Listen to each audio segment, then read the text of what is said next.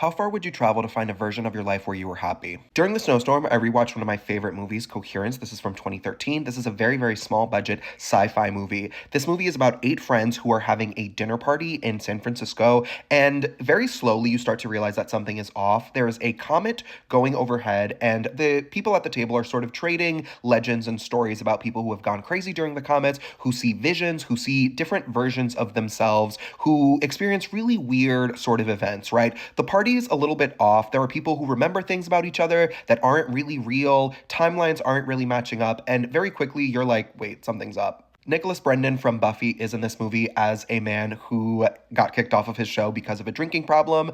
If you know the lore of Nicholas Brendan, then you know that that is a very, very sort of one-to-one comparison with his real life. Movie also stars Emily Foxler as a woman who feels that her life has been taken from her. She's a dancer who created a dance, and it's like a dance being put up at a ballet company, excuse me. They put up the ballet, but they said that she couldn't be in it. They gave it to someone else, and she is very resentful of this fact. When you have been friends with people for 20 years, you know them very, very well, and you realize very quickly that they all have all of these very hidden connections and very intimate connections. This movie is filmed in a very specific way, again, a very small budget. There's all of this overlapping chatter. They wanted it to feel very cinema verite, where you feel like this is real, you feel like this is really happening, right? So when shit starts going left, you're like, especially unsettled, because it feels very, very realistic. The true terror in this movie comes from knowing yourself and knowing other people very deeply and very intimately, because if you are in a crazy situation where there's a comet going overhead, there's no electricity, there is creepy shit happening, there are people who look exactly like you showing up to your door, stealing stuff from your house and terrorizing you,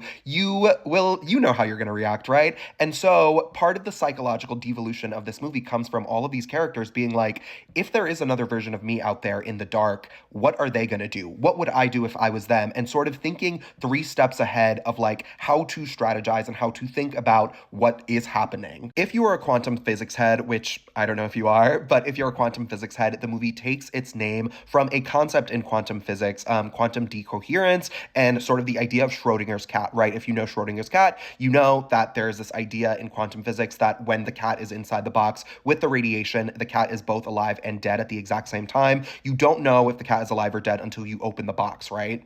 I love sliding doors narratives. I love movies about alternate timelines. Fringe is one of my favorite shows. I've talked about this concept many, many times on here over the last 4 years. So this movie is right up my alley, right? I think that doing it in this very intense, quiet cinema verite style is really interesting because it's not like the Marvel multiverse, right? There aren't portals opening. There aren't like demons and monsters and ghouls flying out of the sky. It's a very quiet and terrifying look at what you would do if you were being attacked in a house by yourself. What if there was a version of you that stayed with your ex? What if there was a version of you that never left the house? What if there was a version of you that never started drinking again, right? All of these very personal questions are sort of explored and answered in this movie in ways that you will not expect. I highly, highly recommend this movie. If you're a fan of trippy sci-fi, intense character work, intense character dramas, cinema verite, very minimalist, small budget movies about very big ideas, if you like Primer, this movie is for you.